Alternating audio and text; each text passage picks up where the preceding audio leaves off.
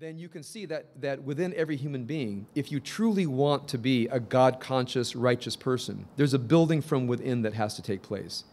And what this negates is what I'll call formalistic religion.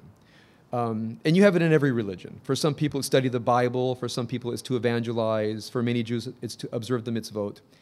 And you see this in the Bible, the book of Isaiah and other places, and you see it in the rabbinic and Hasidic tradition, that the external observance of the commandments does not mean that you are a God-conscious or God-serving human being. It's just the externality. So to truly be a God-conscious, God-serving human being, there has to be an inner dimension. So the inner dimension is understood to be the temple within. So the temple within, if you ask yourself, well, how do you build the temple within? Well, first of all, you have to make space for the divine.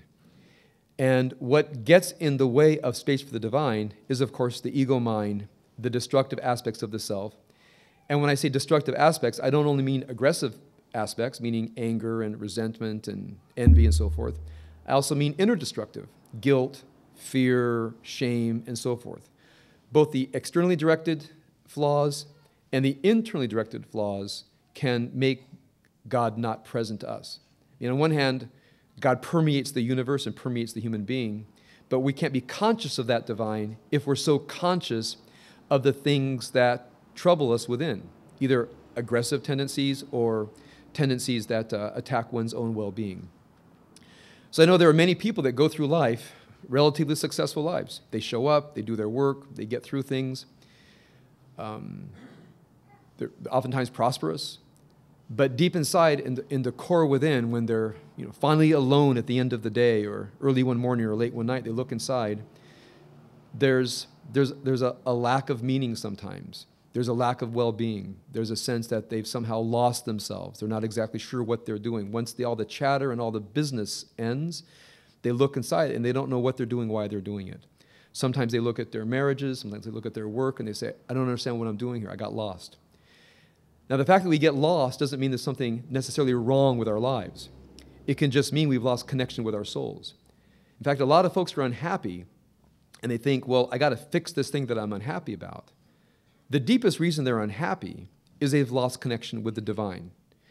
And by that, I don't mean you have to believe in God. You can be an atheist and understand this. What it means is a sustained connection with one's higher self, a sustained connection with a life of purpose, a sustained connection with a life of meaning.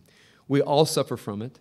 And from my perspective, if you don't assiduously and proactively work to make that space within for that connection to the higher self, it collapses. It is not something that I think anybody is born with that can stay open day after day.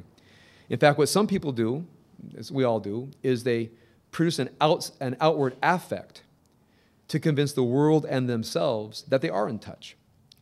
But in their heart of hearts, in the dark night of the soul, people oftentimes know that they've lost that connection. So the temple within, for me, therefore means building a space where the divine can be present, which means where the ego mind is pushed out. And in that place of divine presence, we generate, number one, a life of righteousness, which means out in the world we live a righteous life.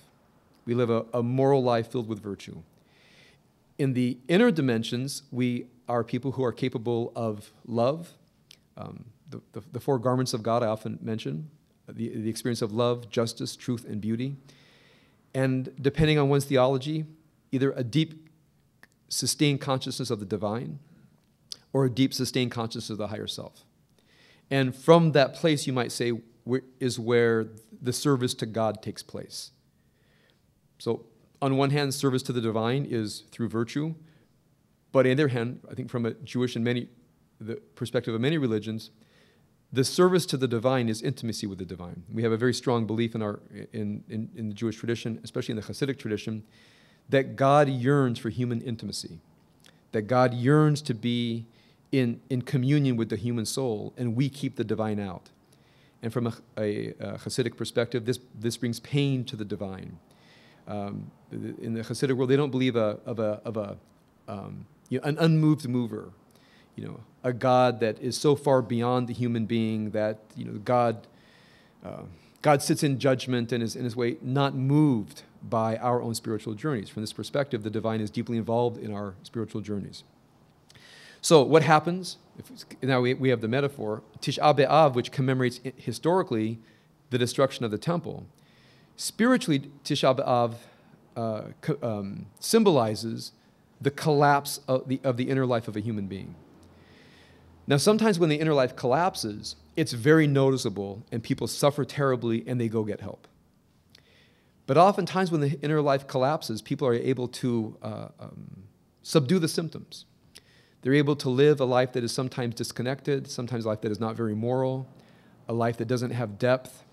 People build defense mechanisms around it and just move forward. And then oftentimes, every year or so, a couple of years or so, they wake up and they say, how did I get here? Why do I feel so emptied out inside? So I see this as a clergy person because oftentimes when a person becomes ill, when they lose a relationship, when they grieve, they find that they don't have the inner resources to work it through. So often that's when a person suddenly is in great suffering and they don't have the capacity for inner healing, that's when they seek. So from my perspective, we ought to do this work proactively. So when in Tisha B'Av, when the inner life collapses, that's when people either start to symptomize within privately and suffer deeply and privately, or symptomize without. I think almost all addictive behavior comes from the collapse of the inner life, where people they feel so horribly spiritually that the pain manifests in the body and people anxiously and absolutely have to medicate. And one way that I define addictions is the body lying to the soul that says, if I just have this, we'll be okay.